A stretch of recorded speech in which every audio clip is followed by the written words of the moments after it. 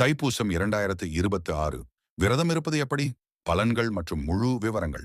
தைப்பூசத்தின் முக்கியத்துவம். அன்னை பார்வதியிடமிருந்து முருகப்பெருமான் ஞானவேல் பெற்ற நாள் இது. தீமையை அழித்து நன்மையை நிலைநாட்டிய நாள். விரதம் தொடங்கும் முறை. பிப்ரவரி 1 அதிகாலையிலேயே பிரம்ம முகூர்த்தத்தில் எழுந்து நீராடி நெற்றியில் திருநீரு விபூதிப்பட்டை அணிந்து முருகனை வழிபட வேண்டும். உணவு முறைகள். முழுமையாக உபவாசம் இருப்பது சிறப்பு. முடியாதவர்கள் பால் பழம் மட்டும் அருந்தலாம். ஒருவேளை மட்டும் பச்சரிசி சாதம் உண்டு விரதம் இருக்கலாம். முக்கியமாக அசைவ உணவை முற்றிலுமாக தவிர்க்க வேண்டும். வழிபாடு. வீட்டில் முருகப்பெருமான் படத்திற்கு முன் நெய் தீபம் ஏற்றி கந்த சஷ்டி கவசம் அல்லது திருமுருகாற்றுப்படை பாராயணம் செய்வது மிகுந்த பலன் தரும். கோவில் தரிசனம்.